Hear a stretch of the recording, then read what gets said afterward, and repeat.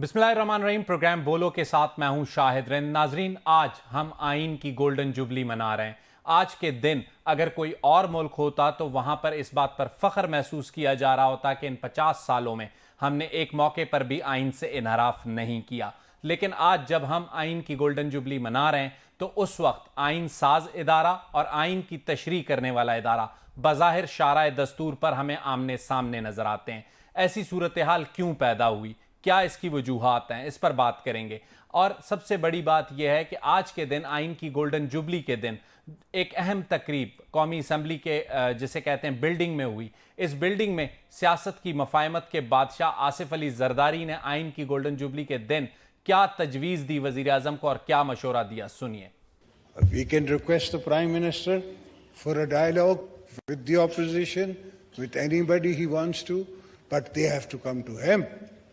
He is the Prime Minister. जी, आपने सुना, मफाहमत के बादशाह आसिफ अली जरदारी ने वज़ीर आज़म को तजवीज़ दी और मशवरा दिया कि अपोजिशन के साथ गैर मशरूत मुज़ाकरात का आगाज़ करें। और इसके अलावा इसी तकरीब में वज़ीर आज़म शहबाज शरीफ, बिलावल भुट्टो जरदारी, सुप्रीम कोर्ट के सीनियर तरीन जज जस्टिस काजी फ़ाइज़ ईसा, आइनी व कानूनी माहिरीन जिनमें हम कह सकते हैं कि रज़ा रब्बानी जो आइन साज भी हैं और कानून साज भी हैं, तो उन्होंने भी तकरीर की। और मुख्तलिफ जो हमारे सूबाई अकाइयाँ हैं उनके नुमाइंदे, वज़ीर आला सिंध, गवर्नर बलूचिस्तान, गवर्नर खैबर पख्तूनख्वा में नजर आए इस तकरीब में। और 1973 के आइन पर दस्तखत करने वाली एक शख्सियत कायम अली शाह भी ऐवान में मौजूद थी। आज आइन की इस गोल्डन जुबली की तकरीब के मौके पर जो सूरत हाल शाराए दस्तूर पर आइन और कानून के दरमियान चल रही है, उस पर क्या सूरत हाल होगी। आने वाले दिनों में बहरान जो सियासी और कानूनी और आइनी पैदा होने जा रहा है, उस पर क्या होगा, इंतखाबात कैसे होंगे। सुप्रीम कोर्ट के हुक्म की तामील आज तक करनी थी, 10 तारीख गुजर गई। हुकूमत ने फंड्स का मामला डाइवर्ट कर दिया, पहले वफाकी काबीना को, फिर वफाकी काबीना से कौमी असम्बली और अब कौमी असम्बली से कायमा कमेटी। आगे मामला कहाँ जाएगा, बात करेंगे आइनी व कानूनी माहिरीन से। और जो इंतखाबात के मामलात पर गहरी नज़र रखते हैं, हमें ज्वाइन कर रहे हैं अहमद बिलाल महबूब, पिलडाट के सरबरा, और आइनी व कानूनी माहिर हसन रज़ा पाशा। दोनों को खुशामदीद कहता हूँ। इब्तदा करता हूँ अहमद बिलाल महबूब साहब आपसे। अहमद साहब, क्या देख रहे हैं, बिल को कायमा कमेटी को भिजवा दिया, हुकूमत की नीयत क्या लग रही है? नियतों का कहते हैं ना, हाल तो खुदा जानता है, लेकिन माजी में इस किस्म की जो एलोकेशन है उसके लिए किसी कौमी असम्बली की ऑथराइजेशन का इंतज़ार नहीं किया जाता था। सही। हमारे आइन के आर्टिकल 84 के तहत ये वफाकी हुकूमत को इख्तियार हासिल है कि वो बजट की मंजूरी के बाद भी जितने पैसे चाहे खर्च करती रहे, ज़ायद पैसे खर्च करती रहे, मदों में तब्दीली करती रहे, और फिर आखिर में जब अगले साल का बजट पेश हो तो एक सप्लीमेंट्री बजट के फॉर्म में वो पेश कर दे, और फिर उस मौके पे जाहिर है कि उसको मंजूर करने का तो कोई सवाल नहीं होता, वो मंजूर ही होता है। लेकिन ये पहला मौका है गालिबन कि कोई इतनी बड़ी रकम भी नहीं है, 21 बिलियन रुपए की वो ग्रांट, उसके जो अखराजात चार्ज कर रहे हैं फेडरल कंसोलिडेटेड। आप समझ रहे हैं कि गवर्नमेंट टाइम गेन करने के लिए, जिसे कहते हैं, अटेम्प्ट कर रही है? मेरा ख्याल ये है, और इस वजह से भी शायद ये ज़रूरी हो गया था कि जो करारदाद जुमे को पास हुई थी, उस करारदाद में हुकूमत को पाबंद कर दिया गया था कि वो सुप्रीम कोर्ट के 3 रुकनी बेंच के फैसले पे अमल दरामद ना करे। सही। अब अगर ये अमल दरामद करना है तो फिर पार्लियामेंट की मर्जी से ही हो सकता था। सही। तो हसन रजा पाशा साहब, आप अहमद बिलाल साहब से एग्री करते हैं इस पॉइंट पे? जी, किसी हद तक मैं इनकी इस बात से एग्री करता हूँ, और नजर आ रहा है कि गवर्नमेंट शायद टाइम कुछ ले रही है। लेकिन देखें, सुप्रीम कोर्ट का ऑर्डर है, सुप्रीम कोर्ट की डायरेक्शन है। सही। और हुकूमत जो है वो आइन के मुताबिक चलते हुए, कानून के मुताबिक चलते हुए, उनका जो पॉइंट ऑफ व्यू है वो यकीनन ये होगा कि चूंकि इस साल इलेक्शन एक्सपेक्टेड नहीं थे और अगले साल जाके होने थे, और उसके लिए बजट एलोकेशन हम जून में हमने करना था, तो शायद वो नहीं इसलिए हम कर रहे हैं। बहरहाल ये एक अच्छी मूव है, चलें देखते हैं क्या होता है। अहमद बिलाल साहब, हसन रजा पाशा साहब ने इसे एक अच्छी मूव का, आपके ख्याल में कहीं ऐसा तो नजर नहीं आ रहा कि हुकूमत वजीर आजम या काबीना को तौहीन अदालत से बचाने के लिए शाराए दस्तूर पर अदलिया और पार्लिमान को आमने सामने खड़ा कर रही है? मेरे ख्याल में ये एक अच्छी मूव इस लिहाज से है कि अगर उनको थोड़ा सा खौफ है कि जिस बेंच की डायरेक्शन को वो लेजिटिमेट डायरेक्शन नहीं मानते थे, उन्होंने कहा था वो तो 4 जजों ने फैसला कर दिया ना कि ये तो 100 फोटो लिया ही नहीं जा सकता। तो फिर ये 3 रुकनी बेंच का जो फैसला है, उसकी डायरेक्शन है, अब उस पर अमल का क्या मतलब है? उन्होंने अपना जो एक्ट है उसके अल्फाज में ये लिखा है कि सुप्रीम कोर्ट की डायरेक्शन है, तो इसका मतलब उन्होंने इसे डायरेक्शन तो तस्लीम किया है। तो ये भी एक दिलचस्प मूव है। लेकिन अब वो ये कह सकते हैं, कल को अगर ये सवाल उठाया जाए कि आपने क्यों नहीं पैसे दिए, तो वो ये कह सकते हैं कि हमने उसका आगाज कर दिया था असेंबली के अंदर। असेंबली जो है वो एक खुद मुख्तार इदारा है, फिर वो अपनी रास्ता खुद बनाती है। तो कायमा कमेटी अंदाजन अहमद बिलाल साहब कितने दिन ले सकती है इस सारी सूरत हाल में? कानूनी और आईनी तौर पे इस बिल को कितने दिनों में कायमा कमेटी ने निपटाना है? देखिए, माजी में कई कानून ऐसे पास हुए हैं कि उनको कायमा कमेटी के सुपुर्द भी नहीं किया जाता, और रूल्स को सस्पेंड कर दिया जाता है और उसी वक्त वो पास हो जाता है असेंबली से। वो अच्छी प्रैक्टिस नहीं है। अच्छी प्रैक्टिस तो यही है कि कमेटी में जाए और कमेटी को बिलमुम 1 महीने का वक्त दिया जाता है। लेकिन अगर जल्दी हो तो कमेटी 1 दिन में भी रिपोर्ट वापस भेज दे, 2 दिन में भेज दे। मुझे नहीं मालूम कि यहाँ कमेटी को कितना वक्त दिया गया, लेकिन बहरहाल 1 महीने का नॉर्मली वक्त होता है। 1 महीने का। हसन रजा पाशा साहब, इस वक्त जो सूरत हाल है, आज जब हम ये प्रोग्राम में बात कर रहे हैं, 10 अप्रैल गुजर चुकी है, तो अब जो सुप्रीम कोर्ट का हुक्म था कि अगर 10 अप्रैल तक फंड्स ना आए तो इलेक्शन कमीशन बेंच को आगाह करे, कानूनी तौर पे इलेक्शन कमीशन का अगला स्टेप आपको क्या लगता है? देखें, बात यह है कि एक मूवमेंट हुई और असेंबली में मैटर को ले जाया गया, और 2 दिन पहले अगर असेंबली की सारी कार्रवाई देखें तो उसमें जो तकारीर हुई उससे तो यही लग रहा था कि शायद ये नहीं करने जा रहे, गवर्नमेंट नहीं जा रही पैसे जमा कराने के लिए और आगे इलेक्शन कमीशन पाकिस्तान को फैसिलिटेट करने के लिए। लेकिन आज जो हुई है वो मैं समझता हूँ कि ये अगर कोई कंटेम्प्ट आती है या इम्प्लीमेंटेशन के हवाले से कोई petition supreme court of Pakistan में आती है, तो वो बड़ा क्लियरली आके ये कह देंगे कि जनाब असेंबली ने हमें मना किया, उसके बावजूद हमने बिल पेश किया, कायमा कमेटी के पास गया।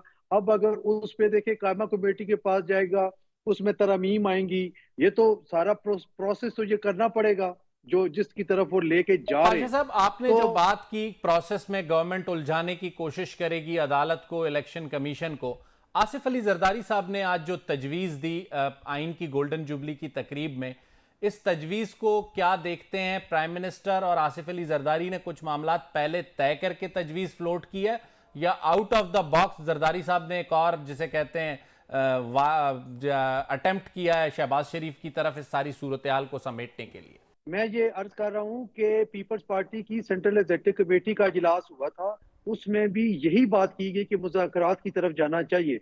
और अगर आप याद करें पीछे जो इस आइन के खालक हैं जिन्होंने मेन किरदार अदा किया, जनाब ज़ुल्फ़िकार अली भुट्टो साहब, तो उन्होंने भी बार बार इस चीज का कहा था कि मुज़ाकरात के दरवाजे कभी भी बंद नहीं होने चाहिए। तो मैं समझता हूँ कि पीपल्स पार्टी एक बड़ी हिस्ट्री वाली पॉलिटिकल पार्टी है, बड़ी कुर्बानियां दी उन्होंने।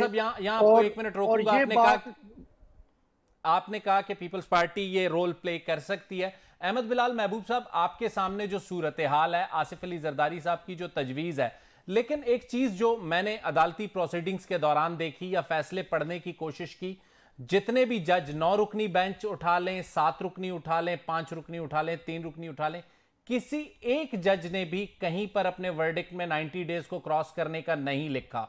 तो आपको नहीं लगता कि अगर चीफ जस्टिस साहब दिल बड़ा करके बना देते फुल कोर्ट तो फैसला बहुत आराम से हो जाता और फिर सबके लिए बाइंडिंग भी होती?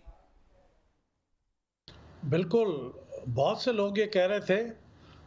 हमारी बार काउंसिल जो है, पाकिस्तान बार काउंसिल, उन्होंने भी यही बात कही थी कि फुल कोर्ट बना दें, और कई लोगों ने बार बार कहा, लेकिन पता नहीं क्या चीज़ माने थी कि वो चीफ जस्टिस साहब उसके लिए तैयार नहीं हुए। अगर वो बना देते तो बहुत अच्छी बात होती और उससे ये मसाइल काफ़ी हद तक हल हो जाते।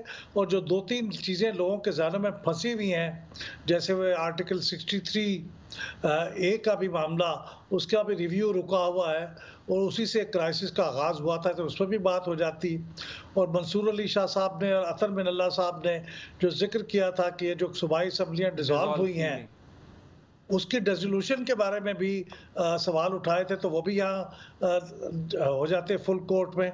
वो बड़ा अनफॉर्चुनेट है कि ऐसा नहीं किया गया, ठीक है, और अगर अब भी कर लिया जाए तो बहुत अच्छी बेहतर बात होगी। होगा। एक सवाल हसन रजा पाशा साहब आपके सामने रखना चाहूंगा। हमें ये नजर आता है कि इस वक्त जो सुप्रीम कोर्ट है उसके जजेस की तादाद 15 है, 2 सीटें वेकेंट हैं।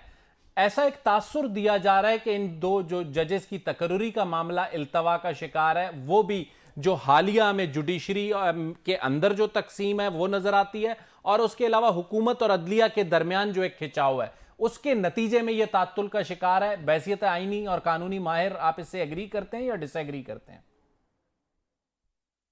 देखें, अगर आप पिछली एलिवेशंस को देखें तो उसमें बड़ा क्लियरली ये सामने आई कि सुप्रीम कोर्ट ऑफ पाकिस्तान की जो वो जुडिशल कमीशन है, जिसमें और हायर कोर्ट्स में एलिवेशन के लिए जो मीटिंग करते हैं, उनमें काफी फ्रिक्शन थी। और वो तो ऑडियो लीक्स भी आ गई और वो सब सामने आ गया कि क्या प्रोसीडिंग्स वहां पे हुई। लेकिन एक चीज जो मैं करना चाहूंगा आपसे कि फुल कोर्ट बेंच की रिक्वेस्ट 63A वाले केस में भी हमने की थी बतौर इदारा पाकिस्तान बार काउंसिल। सही। इस केस में भी एक से जायद मरतबा हमने की थी। और इस वक्त जो अदालती बहरान या आईनी बहरान या सियासी बहरान इस वक्त जो है, वो सिर्फ पाशा और साहब, अगर मैं सिर्फ इस गलत नहीं वजह हूं तो से। सुप्रीम मैं कोर्ट की। मेरी बात सुने, जी जी मेरी अर्ज सुने, जी मैं पूरी बात करने दे। जी जी ये जो इस वक्त बहरान है वो सिर्फ इस वजह से है कि फुल कोर्ट बेंच नहीं बनाया गया। सही। अगर फुल कोर्ट बेंच बन जाता तो आज ये बहरान ना होता जिसका सामना पूरी कौम जो है वो कर रही है। अच्छा, एक सवाल आपसे करना चाहूंगा। हालिया हफ्ते के लिए जिन बेंचेस की तश्कील कल हुई, एक ऐसा तासुर दिया गया कि जो मामलात अदलिया के अंदर या जजेस के माबैन चल रहे हैं उन्हें कंट्रोल करने के लिए जो बेंचेस बनाए गए हैं, जैसा कि बताया गया कि उमर अता बंदियाल साहब के साथ जस्टिस अतर मिनल्ला और याया आफरीदी को इसलिए रखा गया कि वो इख्तलाफी नोट करने वाले जजेस थे, तो उसके बावजूद उनका साथ बैठना एक ये जाहिर करने की कोशिश है कि चीज़ें बेहतरी की तरफ जा रही हैं। और एक और ओपिनियन इस पे यह है कि नहीं जी, सूरत हाल अब भी नहीं बदली। तो पाकिस्तान बार कौंसिल इन बेंचेस की तश्कील को कैसे देखती है? हम बेंचेस की इस तश्कील को खुश आइन समझते हैं। सही। और अगर इस वजह से कोई हारमोनी कायम होती है दोनों धड़ों में जो वाजे तौर के सामने आए हुए हैं, तो इसमें कोई मजाका नहीं है। ये सही। बहुत अच्छी मूव है। और हम ये कह रहे थे, आप देखें हमारे तसलसल से जो हमारे स्टेटमेंट्स और प्रेस रिलीज आ रही थी, वो ये आ रही थी कि काजी फायजा साहब और सरदार तारक मसूद साहब जो सीनियर 3 जजेस हैं, उनको किसी भी अहम बेंच का हिस्सा नहीं बनाया नहीं जाता। बनाया जाता। उनको बनाया जाना चाहिए और उनको ये एहसास दिलाना चाहिए कि उनकी भी इतनी इंपॉर्टेंस है जितनी किसी और जज साहब की है। ठीक है। और हसन ये रजा पाशा साहब, तासुब जो आपका, है वो अहमद बिलाल साहब, आपका दोनों का बहुत बहुत शुक्रिया। मौजूद मेहमानों ने हमें ज्वाइन किया। नाजरीन, आइन की गोल्डन जुबली पर हम बात कर रहे थे, आइन की गोल्डन जुबली और उसके साथ साथ जो आइन और कानून का बहरान है। ब्रेक के बाद दोबारा हाजिर होंगे और ब्रेक के बाद इस बातचीत को आगे बढ़ाएंगे कि मफाहमत के बादशाह आसिफ अली जरदारी की तजवीज़ पर रद्द-ए-अमल क्या हो सकता है, अपोजिशन क्या सोच रही है।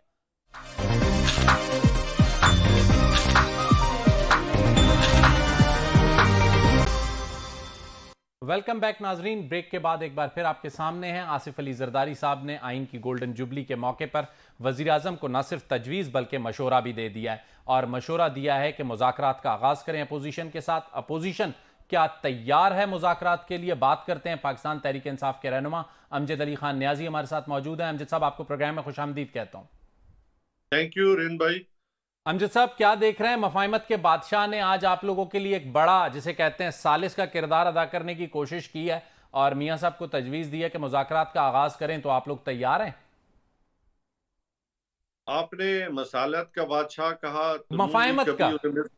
मफाहमत का मसालियत मसालियत का एक ही बात है, मफाहमत जब मसालियत एक ही बात है। चलें ठीक है। तो लेकिन मुझे याद है कि मुस्लिम लीग नून ने कभी मिस्टर 10% के नाम से भी याद करती थी और कभी सड़कों देखें पे अमजद साहब, वो तो घसीटते। सारी पुरानी अच्छा, बातें, अब अगर हमने अच्छा, आगे हम नहीं बढ़ना कर है तो लेते आज एक हैं, अच्छी नहीं, इब्तदा हुई है। मैं नहीं चाहता हूं आप अच्छी तरह इब्तदा करें।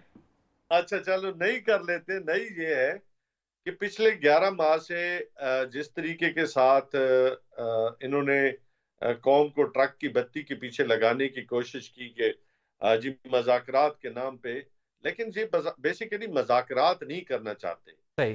ये ड्रैग करना चाहते हैं चीजों को। और हमें इनकी बड़ी अच्छे से समझ भी है और बूझ भी है।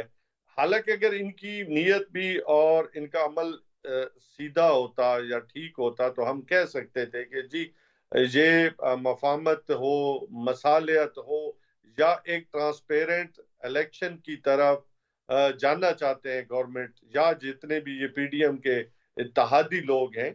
लेकिन बदकिस्मती से अभी तक इन्होंने सिवाय एनआरओ, सिवाय अपने केसेस के अलावा, या इन्होंने अभी तक कानून की फरमारवाई को चैलेंज करने, यानी कि कानून को तोड़ना या आईन को अमजद भाई तोड़ना, सॉरी आपकी बात को ये रोक रहा हूं, फर्ज मुझे रखा। ऐसा तासुर मिल रहा है कि आपको लग रहा है कि हुकूमत आपसे बात करने को तैयार नहीं है। आपने जिक्र किया ट्रक की बत्ती का, फिर ट्रक का एक जिक्र फवाद चौधरी की भी एक ऑडियो में आता है। वही ट्रक है या कोई और ट्रक है जिसकी बत्ती के पीछे हुकूमत ने आपको लगाया हुआ है? मैं जिस ट्रक की बात कर रहा हूं ना, कि आप देख रहे हैं कि जी अभी असेंबली के अंदर ग्रांट्स जी भेज रहे हैं अभी। हालांकि सुप्रीम कोर्ट का फैसला जो है वो बड़ा वाजे है, उस और आर्टिकल 190 के नीचे तमाम इदारे जो है वो बाउंड हैं सही। कि वो ओबे करने के लिए। अगर रियासत पाकिस्तान के इतने अहम इदारा जिसने इंसाफ देना है, सही। जिसने कानून की तशरीह करनी है और उसके फैसले तमाम पे बाउंड है, अगर उसकी अमजद साहब, वायलेशन लेकिन हो। अगर इस आज की आसिफ अली जरदारी की तजवीज पे स्पेसिफिक बात करूं कि पाकिस्तान तहरीक इंसाफ ने भी तो 2 कदम आगे बढ़ना है, 2 कदम पीछे हटना है, कहीं पे तो मामले को ठिकाने लगाना है, या फिर इसी तरफ दोनों तरफ अनाओं की जंग चलती रहेगी और मुल्क कुर्बानी देता रहेगा? हमेशा मैं समझता हूँ आपकी बात ठीक है कि कभी आगे कभी पीछे 2 कदम उठाने पड़ते हैं। लेकिन उसमें एक बात होती है कि आप इन मज़ाकरात के लिए संजीदा कितने हैं। क्या आप संजीदा कोशिशें होनी कोशिश, चाहिए, आप तजवीज दें। अगर संजीदा है तो बाज़ाब्ता तौर पे अपना वफ्द भेजें इमरान खान के पास सही। कि हम मज़ाकरात करना चाहते हैं। सही। तो यकीनन हमने मज़ाकरात के लिए दरवाजे कभी लेकिन बंद नहीं लेकिन किए। लेकिन अमजद साहब, एक चीज याद रखिए, जरदारी साहब ने मुज़ाकरात की तजवीज वजीर आजम को दे के पीटीआई को भी एक तजवीज दी है कि वजीर आजम इस वक्त मुंतखब शहबाज शरीफ हैं, पीटीआई को अपोजिशन को आके उनके साथ बैठना पड़ेगा। तो एक बार इब्तदा आप कर लें, मुल्क के लिए, रियासत के लिए, अवाम के लिए एक कदम आगे बढ़ने में क्या मसला है?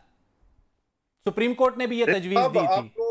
रिंद साहब, आपको याद होगा हमने इससे पहले सुप्रीम कोर्ट के अंदर भी जब चीफ जस्टिस साहब ने फरमाया था तो हमने कहा था कि हम पार्लियामेंट के अंदर जाके आईनी तरामीम हो या मज़ाकरात हो, अपना आईनी किरदार अदा करने पे तैयार हैं। सही। लेकिन गवर्नमेंट संजीदा नहीं है। फिर वही बात आती है कि ये वो कहते हैं भूल भुलैयों में, या ये जो राहदारियां है ना इक्तदार की, इनमें गुम है। आपको लगता है कि एक बिल कायमा कमेटी में बेच के दूसरी तरफ मुज़ाकरात की तजवीज दे के हुकूमत आप लोगों को टाइम गेन करवाना चाह रही है, आप ये समझ रहे हैं? लाजमी बात है, कोई संजीदा नहीं है इनकी ये कोशिश। अच्छा चले, एक सवाल सीधा सा आपके सामने रखता हूं। शाह महमूद कुरैशी साहब की पुराना एक ताल्लुक भी उनका है पाकिस्तान पीपल्स पार्टी से। क्या ये मुमकिन है कि खान साहब शाह साहब को हिदायत दें कि जी राब्ता करें आप पीपल्स पार्टी की मरकजी क़यादत से कि कैसे बैठना है, हम तैयार हैं? पहले हमने परवेज इलाही साहब है, शाह महमूद कुरैशी साहब है, असद उमर साहब हैं, बाकी हमारे जो सीनियर लीडरशिप है उनको जिम्मेदारी दी थी कि तमाम पॉलिटिकल पार्टी से आप साफ और शफाफ इलेक्शंस के लिए मज़ाकरात करें, राह हमवार करें। तो पहले ऑलरेडी बन चुके हैं, इसमें कोई लेकिन उसमें अमजद साहब राब्ते सिर्फ एमक्यूएम से हुए और उसके अलावा किसी राब्ते की चौधरी परवेज इलाही साहब ने तस्दीक की, ना शाह महमूद कुरैशी साहब ने। तो जब एक तजवीज पीपल्स पार्टी ने दी है, चौधरी परवेज इलाही साहब के भी गो के पंजाब के मामलात को लेकर थोड़े से डिफरेंसेस आए हैं आसिफ अली जरदारी से, लेकिन वैसे सुना है बड़े अच्छे ताल्लुकात हैं, तो कोई बैक चैनल अप्लाई कर सकते हैं या करना ही नहीं चाहते? हम बैक चैनल पे यकीन नहीं रखते। हम तो समझते हैं कि जो चीज दिन की रोशनी में हो बेहतर है। सही। साथ साथ हमने जमात इस्लामी से भी बात की है, दूसरे स्टेक होल्डर से भी हमने कोशिशें की है अच्छा, कि इस वक्त मुल्क के अंदर जो दूसरे सियासी स्टेक अदम होल्डर्स में इस्तेकाम किन है, से राब्ते हुए हैं न्याजी साहब? पार्टी उस पर काम कर रही है। कुछ चीजें हैं जो अभी बताई नहीं जा सकती रिन साहब, पॉलिटिकल लेकिन स्टेक होल्डर्स ही है ना न्याजी साहब? मैं वही कह रहा हूँ ना कि तमाम कोशिशें जो है वो, चूंकि पॉलिटिकल पार्टी जो अपना हमारी जो बनाई है कमेटी, वो उस पर काम कर रही है। तो कुछ चीजें जैसे मैंने कहा कि अभी कबल वक्त है आज कि उनके आज बारे में आज जो है, न्याजी साहब 10 अप्रैल गुजर गई है, हुकूमत ने पैसे नहीं दिए। अब पाकिस्तान तहरीक इंसाफ का 14 मई के इंतखाबात के हवाले से लाएमल क्या होगा? कल सुबह फिर अदालत का दरवाजा खटखटाएंगे या इंतजार करेंगे कि इलेक्शन कमीशन और अदालत में जो भी कॉरेस्पॉन्डेंस होती है? ऑलरेडी सुप्रीम कोर्ट ने जो इम्प्लीमेंटेशन के लिए जज मुकर्रर किया है, जस्टिस सही। एजाजुल हसन साहब, सही। उनके पास रिपोर्ट क्या जाती है, उसके बाद ही हम इसके ऊपर मजीद तबसरा कर सकते हैं। सही। और हमने बिल्कुल वाज़ेह है कि अगर सुप्रीम कोर्ट के फैसले पे अमल दरामद नहीं करती गवर्नमेंट, तो हम इंशाअल्लाह ताला अमल दरामद करवाएंगे। ठीक है अमजद अली न्याजी साहब, आपका बहुत बहुत शुक्रिया, आपने हमें अपना कीमती वक्त दिया और अपनी राय दी। अमजद अली खान न्याजी साहब को लगता है कि ये मुज़ाकरात की तजवीज़ भी उन्हें ट्रक की बत्ती के पीछे लगाने के लिए ही दी गई है, इसके अलावा कोई नीयत नहीं है हुकूमत की। इस सेगमेंट के बाद हम बात करेंगे मरदमशुमारी के हवाले से, और मुल्क में पहली डिजिटल मरदमशुमारी भी क्या मुतनाज़ा होने जा रही है। हमारे साथ रहिएगा, ब्रेक के बाद दोबारा हाजिर होता है।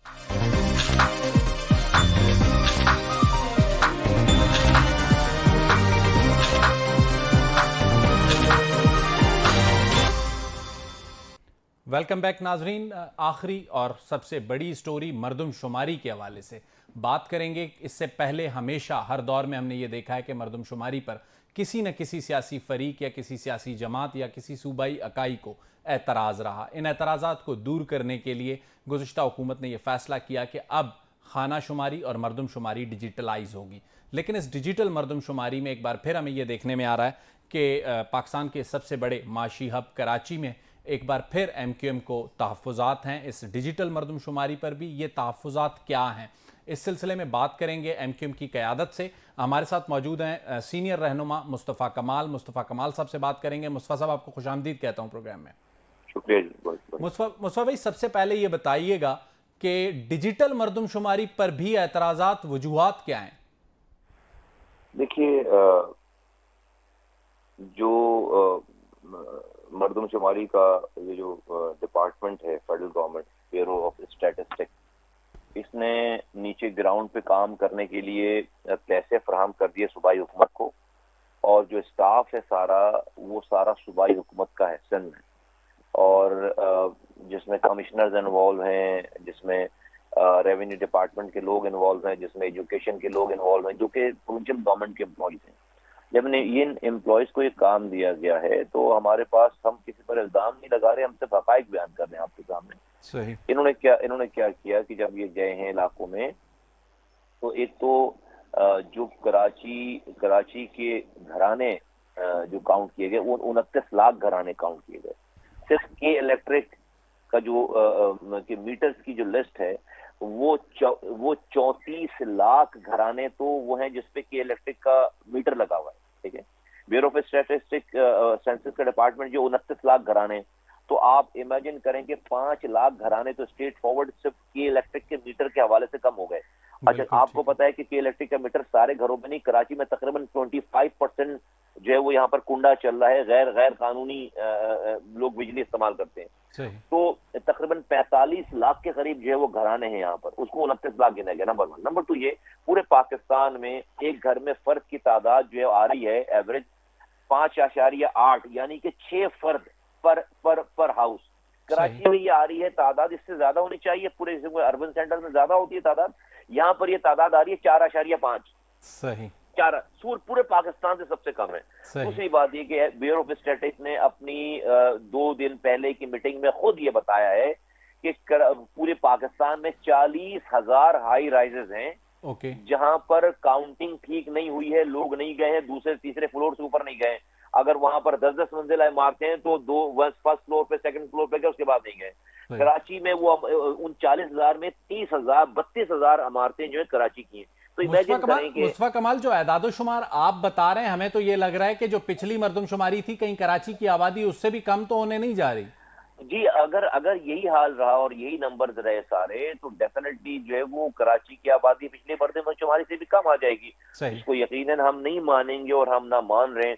ये जो सारी मैं आपको फैक्ट बता रहा हूँ, ये मेरी पार्टी की कोई डिमांड या कोई फाइंडिंग्स नहीं है। ये तो हम वो बता रहे हैं कि जो ब्यूरो ऑफ स्टैटिस्टिक्स जो खुद बता रहा है। आपको मैं भी 2 दिन पहले का वाकया बताऊं कि यहाँ पे कराची में एक इलाका है नॉर्थ कराची और न्यू कराची, यहाँ से लोगों ने कंप्लेंट्स की थी, तो इस्लामाबाद से ब्यूरो ऑफ स्टैटिस्टिक्स का टीम आई वहां पर, एग्जैक्टली उन मोहल्ले में गई है और उन्होंने 100% उन कंप्लेंट्स को सही पाया जो शिकायतें गई थी। मुस्तफा कमाल साहब, आपके ख्याल में ये जो कुछ हो रहा है, ये इंटेंशनली हो रहा है या जिसे कहते हैं, जैसे आपने कहा कि मुलाजमीन जो है वो दूसरी मंजिल से ऊपर नहीं जाते, तो जो पॉलिटिकल पार्टीज की रिस्पॉन्सिबिलिटी होती है कि अपने लोगों को मोबिलाइज करे और यकीन दहानी करवाए या इस बात को यकीनी बनाए कि उनके इंदराज हों, तो पॉलिटिकल पार्टीज अपना रोल प्ले नहीं कर पा रही या जो स्टाफ है उस पर नजर नहीं रख पा रही?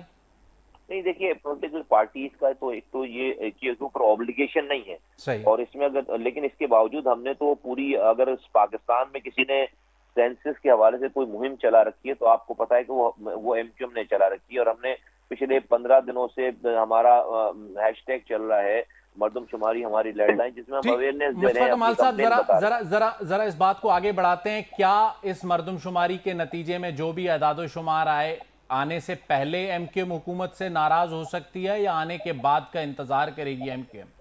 देखिए, मैं इससे पहले वाली बात पे थोड़ी सी आपको बात बता दूं, जो आपने इंपॉर्टेंट बात पूछी थी कि ये इंटेंशनली है। देखिए, मैं फेडरल गवर्नमेंट के लेवल पे जो है वो ये वाली बात नहीं कहता कि वो इंटेंशन है। ब्यूरो ऑफ स्टैटिस्टिक्स जो है वो कोऑपरेट भी कर रहा है, वज़ीर आज़म से भी कई मीटिंग हो चुकी है, लेकिन मुझे जहां पर ये इंटेंशन फ्लॉज नजर आ रहे हैं वो प्रोविंशियल गवर्नमेंट की साइड पर। आपको समझना पड़ेगा इस वाली बात की, जो स्टाफ है, वो जो सूबों में स्टाफ है वो सूबाई हुकूमतों का है और यहाँ पर मैं समझता हूँ कि जो पीपल्स पार्टी की सूबाई हुकूमत है उसने अपना रोल जो है वो सही प्ले नहीं मुस्तफा किया। कमाल साहब, अगर ठीक है, आप कह रहे हैं इंटेंशन सूबाई गवर्नमेंट की आपको मशकूक लगती है, वफाक को आप अभी भी क्लीन चिट दे रहे हैं, गवर्नर सिंध आप ही के नामजद करदा गवर्नर सिंध है, सूबे में बैठे हैं, सुना है बड़ा अच्छा वर्किंग रिलेशन है मुराद अली शाह के साथ, वफाक के साथ, तो उनसे कोई कॉरेस्पॉन्डेंस नहीं की आपने कि वो आपकी बेआफ पर एहतजाज करें पीपल्स पार्टी से? नहीं, कॉरेस्पॉन्डेंस हमारी, देखें, बातचीत तो सबसे ही चल रही है और पार्टी की भी बातचीत चल रही है, गवर्नर की भी बातचीत चल रही है। हम अपनी बात तो पे दर पे, आज भी मीटिंग है इस्लामाबाद में, 2 दिन पहले भी मीटिंग थी, हमने अपनी कोई कसर नहीं, जो हमारे एंड पे जो कार्रवाइयां चल रही हैं उसमें तो हम सुबह दोपहर शाम हमारी सीरीज ऑफ एंगेजमेंट चल रही हैं। तमाम जो कंसर्न लोग हैं, चाहे वो प्रोविंशियल गवर्नमेंट है, चाहे वो फेडरल गवर्नमेंट है, चाहे वो ब्यूरो ऑफ स्टैटिस्टिक्स का इदारा है, चाहे वो कमिश्नर है, चाहे वो चीफ सेक्रेटरी है। इन मीटिंग के नताइज कब तक आएंगे और कोई हतमी फैसला इस मरदमशुमारी या सियासी डेवलपमेंट के हवाले से MQM कब तक करने की पोजीशन में होगी या फिर ऐसे ही सिलसिला चलता रहेगा? देखिए, हमारी सारी जो हमारी फाइंडिंग्स थी, हमने जो जहां भी तवज्जो दिलाई है, अभी तक हमारी कोई भी ऐसी बात गलत साबित नहीं हुई। जहां पे मैंने आपसे जो लेकिन बात मानी भी तो नहीं गई ना मुस्तफा भाई। बल्दियाती इंतखाबात हमारे सामने, आपने एतराजात उठाए, आपको बाइकाट करना पड़ा, पीपल्स पार्टी ने मुलतवी नहीं की। नहीं, ये हमारी रेड लाइन, हम ये नहीं मानेंगे, हम इस सेंसस को फिर नहीं मानेंगे। अगर हमारी जायज बात नहीं मानी गई तो ये हमारी नस्ल कुशी के मुतरादिफ है, हम इस सेंसस को नहीं मानेंगे। आप क्या इसके नतीजे में हुकूमत भी छोड़ सकते हैं? इसकी जो है वो इसके तमाम ऑप्शन इसके ऊपर ओपन है। मैं अभी इस वक्त इस बात पे अभी कोई स्पेकुलेशन नहीं करना चाहता, लेकिन ये हमारी रेड लाइन है और ये हमारी नस्लों का मसला है और ये पाकिस्तान को नुकसान पहुंचाने की सारी बात है। हम इस बात को नहीं मानेंगे। कराची में जो दीगर जमातें हैं उनको इस सिलसिले में ऑन बोर्ड ले रहे हैं, जैसे आपके पास ही MQM हकीकी मौजूद है, आफाक अहमद की सूरत में जमात इस्लामी मौजूद है। चूंकि आपका और MQM हकीकी का तकरीबन एक जैसा स्टांस है कराची और उसकी पॉपुलेशन के हवाले से, चलें जमात इस्लामी से थोड़ा नजरियाती इख्तलाफ सही, तो कोई ज्वाइंट एफर्ट्स करने जा रहे हैं? देखें ज्वाइंट, आपको पता है पाकिस्तान में जितनी पोलराइजेशन है और यहाँ पर लोग पॉइंट स्कोरिंग करते हैं, मैं कहता हूँ कि इस ज्वाइंट एफर्ट की जरूरत नहीं, सारी पार्टीज कराची के हुकूक के लिए अपने अपने तौर पर कोशिशें करें। हम जो कोशिश कर रहे हैं और सब सारी कॉन्ट्रीब्यूट करेंगे towards the betterment of the city और towards the betterment of Pakistan. जैसे कि ये कोई सियासी मसला तो है नहीं, ये तो जो है वो एक इंसानी मसला है और एक कौमी मसला है। तो इसमें कोई हमारा मौक़िफ़ और ये कोई किसी का मौक़िफ़ कोई अलग हो नहीं सकता। भाई सिंपल बात ये कि भाई जो लोग जितने यहाँ पर हैं उसको उस तरह से गिन लो, वेरी सिंपल। और इसमें पॉइंट स्कोरिंग ना की जाए और हमें लोग के ताने ना दें जमात इस्लामी वाले और लोग के हुकूमत में और ऐसे हैं और सारी चीजें। इसलिए कि भाई हम जो कर रहे हैं हुकूमत में रहते हुए, अगर वज़ीर आज़म से हर तीसरे दिन मीटिंग कर उनको बात कर रहे हैं और ब्यूरो के स्टाफ, तो वो हुकूमत में रहने की वजह से ही तो कर रहे हैं और क्या कर रहे हैं। और ये अगर आज ये सेंसस 5 साल पहले 5 साल के बाद और 5 साल पहले हो रहा है, तो भाई ये हुकूमत की एग्रीमेंट का नतीजा है ना। मुस्तफा कमाल साहब, बहुत बहुत शुक्रिया, आपने हमें वक्त दिया और अपना नुक्ता निगाह जो खासकर मरदमशुमारी और डिजिटल मरदमशुमारी के हवाले से जो आपकी जमात के तहफ़्फ़ुज़ात हैं और जो मुस्तकबिल का लाइन ऑफ एक्शन है उससे आगाह किया। नाज़रीन, जाने से पहले एक बात करना चाहूँगा, हज़रत अली का एक कौल है कि कुफ्र का मुआशरा तो चल सकता है, वो मुआशरा नहीं चल सकता जहाँ इंसाफ ना हो। और इस वक्त जो इंसाफ की सूरत हाल है, अगर हम तनकीद सुप्रीम कोर्ट पर करते हैं तो यही तनकीद पार्लिमान पर भी बनती है कि ऐसी कानून साजी न की जाए जिससे ये तासुर मिले कि ये कानून साजी सिर्फ चंद लोगों को या चंद जिसे कहते हैं सियासी स्टेक होल्डर्स को नवाजने के लिए की जा रही है। तो इसलिए हमें आज आइन की गोल्डन जुबली के दिन ये अहद करना होगा कि आइन साजी और आइन पर अमल दरामद सिर्फ अवाम और रियासत के लिए किया जाए ताकि पाकिस्तान आगे बढ़ सके। अगले प्रोग्राम तक मुझे शाहिद रिंद को इजाज़त दीजिए। अल्लाह हाफ़िज़।